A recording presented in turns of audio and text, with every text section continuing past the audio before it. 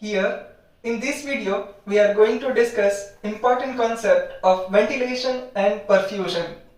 We are also going to focus on ventilation-perfusion ratio, and we will see the effect of increased or decreased ventilation on perfusion.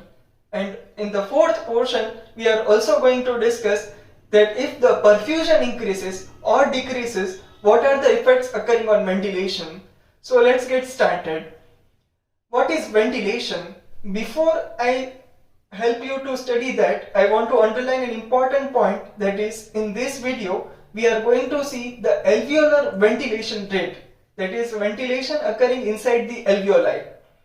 So ventilation by definition means the actual amount of air going in and contributing in the gaseous exchange and the amount of air going out. That is known as ventilation. So let's see the ventilation by formula. So the symbol of ventilation is V, which is equals to tidal volume minus dead space into respiratory rate. So our tidal volume is 500 ml minus dead space, which is 150 ml, into respiratory rate, that is about 12. Now why I deducted 150 from 500? We talked in the video of anatomy that dead space is the conducting zone where only air moves in and out. There is no gaseous exchange occur in this area. So I deducted it from tidal volume. So ultimately it will be 350 into 12, which is equal to 4200, and the unit will be ml per minute. Now what is perfusion? Perfusion means the actual amount of blood flowing through the pulmonary capillary or the alveolar capillary. The symbol of perfusion is Q, and it is dependent on cardiac output. And we all know that we calculate cardiac output by stroke volume into heart rate, which is equal to about 5 liters. But let's convert it into this.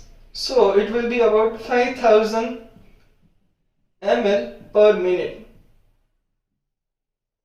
Now let's see the ventilation perfusion ratio. So 4200 ml per minute divided by 5000 ml per minute. So the unit are same, that will be cancelled out. Our ultimate answer is 0.8. Body tries to maintain the ventilation perfusion ratio at the point that is 0.8. Now let us take certain conditions wherein ventilation increases or decreases. Let's focus first on ventilation increases.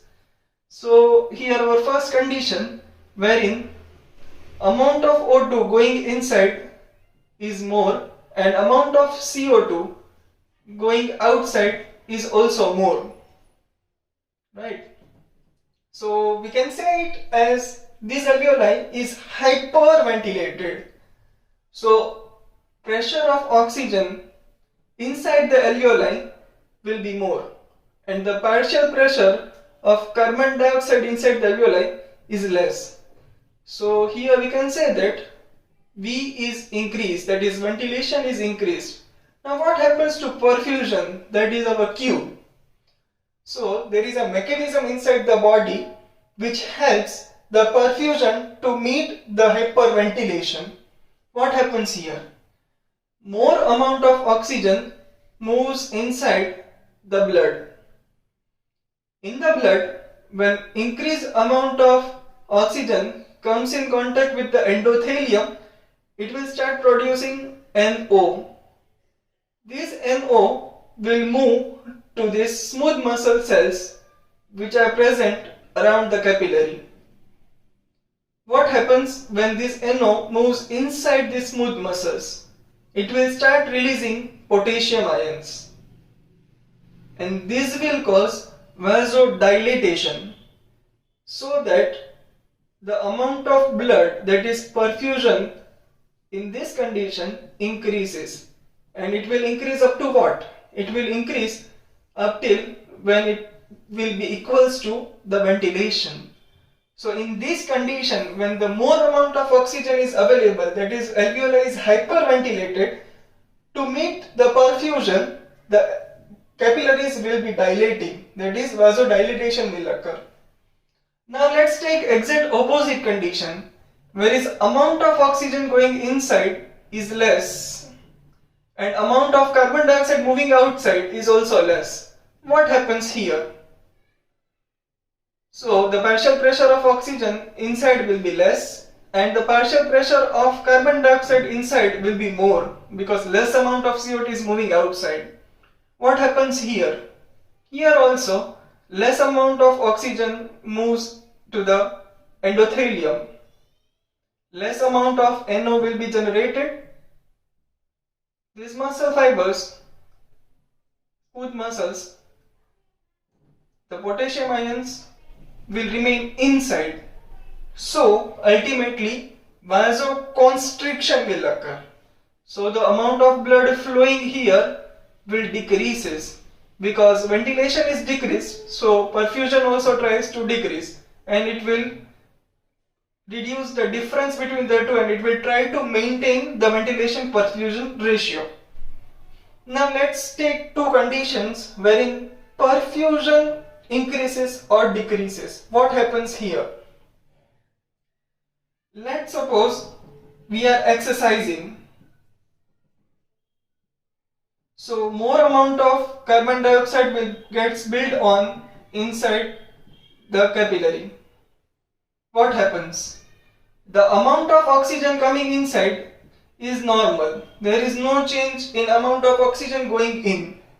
But the amount of carbon dioxide from this capillary to the alveoli increases. So here PCO2 will be increased. Now what happens? To meet to the changes to the perfusion, this CO2 will stimulate the smooth muscles situated in the bronchi and bronchioles. What happens here? When this PCO2 stimulates these muscle fibers, it will cause it dilatation. So the radius of the bronchi increases. The radius will increase. So more amount of oxygen can move inside. And that's how when the perfusion is increased, ventilation gets increased. We can also state this by a formula, that is flow is equal to change in pressure divided by resistance. When the resistance decreases, here you can see there occurs a dilatation, so resistance decreases, the flow of oxygen increases. Now let's take the last condition wherein there is something called embolism inside this capillary. What happens? The amount of blood flowing inside decreases. So the partial pressure of CO2 inside the capillary decreases. Similarly, partial pressure of CO2 inside the alveoli decreases. But the partial pressure of oxygen remains same because there is no change in the flow of oxygen coming inside. So what happens? There will be no stimulation of these muscles and there will be decreased radius. So the amount of oxygen will be reduced. Similarly here the amount of PCO2 is also reduced. So the ventilation and perfusion will be maintained here. Let's see with the formula, that is flow is equal to change in pressure divided by resistance. If the resistance increases, flow also decreases, right? So these are the changes occurring during perfusion and the above two figures shows changes occurring during the ventilation. Hope you got this concept very well. Your concept of ventilation perfusion ratio and its changes becomes crystal clear. Let's meet in our next video. Till then, enjoy learning, but don't forget to subscribe my channel.